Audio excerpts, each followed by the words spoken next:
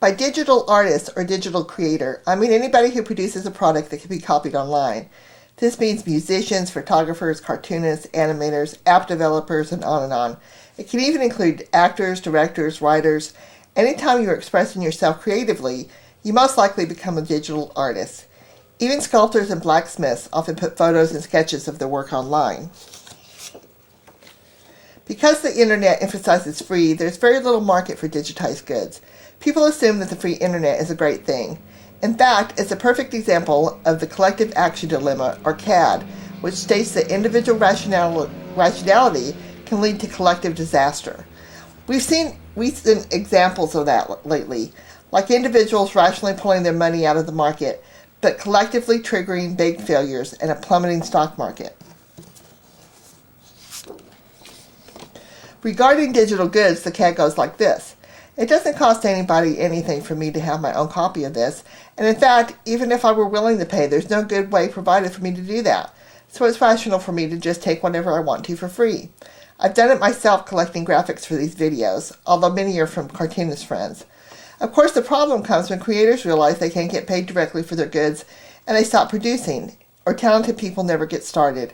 I'll show you how this is a collective disaster for the internet and for the world's economy, not just for creators themselves.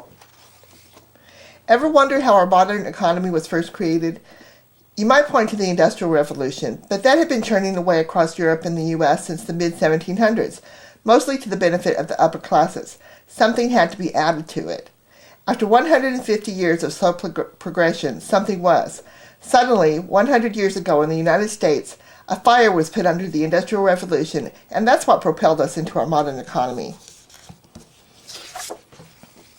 That fire was the serendipitous combination of four things: technology, media, advertising, and entertainment.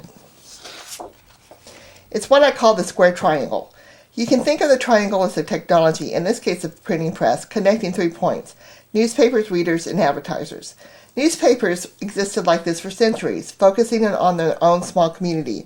The change came when the first national brand, laundry soap, was created in 1906. Suddenly, brand advertisers across the country wanted to reach all potential buyers, including the so-called illiterate masses. So comic strips were created. This added 2 more points that squared off the triangle: cartoonists on this side and the national newspaper syndicates on the other side. Comic strips drove eyeballs en masse to newspapers, which drove eyeballs to pictures of national brands, which created demand and won mass market. A fury of innovation, production, and consumption followed. Jobs increased, economic growth trickled down, and our modern middle class was formed. Cartoonists were considered heroes.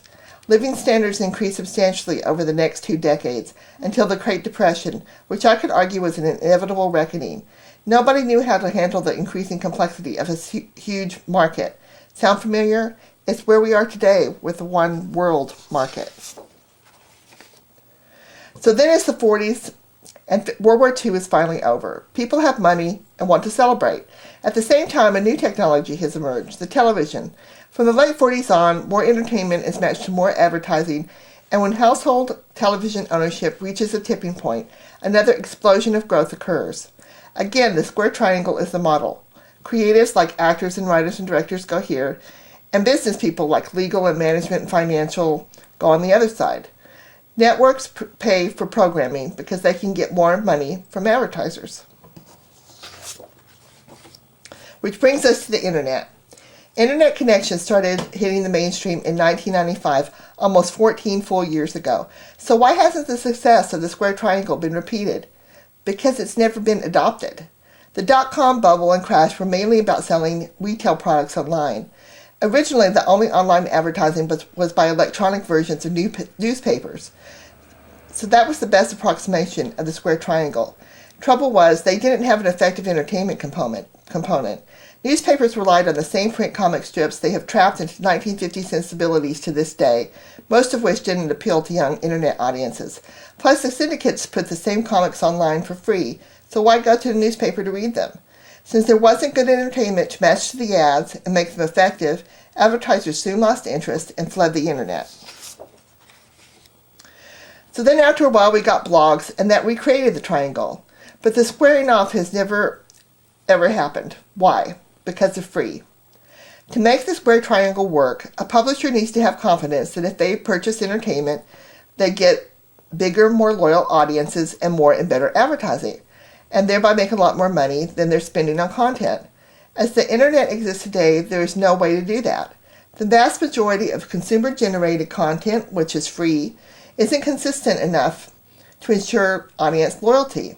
When something worthy does appear, it's passed around again for free, the creators of which are supposed to pay in the form of gratitude to the bloggers for exposure.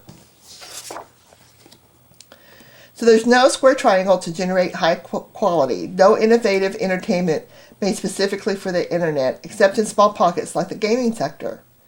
There are movie actors and TV actors after 14 years. Why are there no internet actors? There are screenwriters and television writers. Why are there no cell phone writers? Why can't photographers and cartoonists and illustrators make a living directly selling their products instead of having to give them away for free in the hopes of generating paid work that is all but dried up offline too?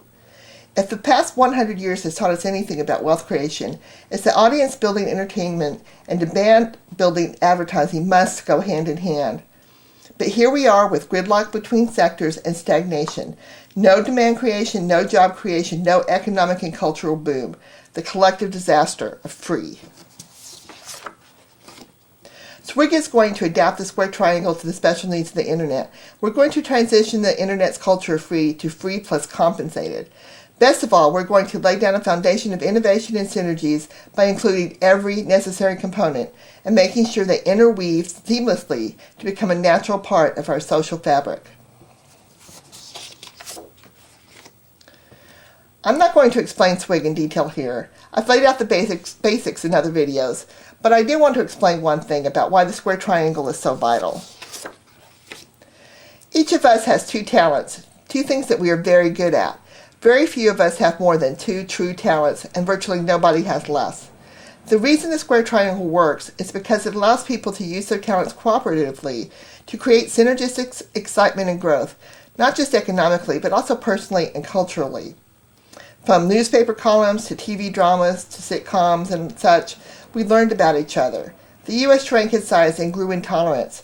Where people could offer their talents and team together, magic happened. For almost 2 decades, we've been experiencing and enjoying that magic from the techno-geek crowd. Now it's time to let in more varied talent. This shows just some of the people who can collaborate to create great things when they have the ability to sell what they're creating. I counted 25 different triangles alone in this before I gave up. That's what Swig is all about. Our mission is to make money by creating ways for people to make money doing what they love to do, what you are meant to do, no matter what your talents are. Share the wealth, increase the good. Remember to visit Dawn's plan on WordPress. Please sign up for launch notifications at swig.me. That's something I can point VCs to prove that people will use Swig. One last thing while I have artists' attention. Be sure to monitor what's happening with the Orphan Works Bill. In October, it passed in the Senate but went down in the House thanks to enough individual artists fighting back against the millions of dollars in lobbying that Google and Microsoft are putting into this. But now the election is over, and there are already signs that the fight is about to start up again. I've purposely designed Swig to become powerful enough to take on big tech and defend creators' interests against outrageous money grabs like this one. But it's obviously going to take time for us to get there.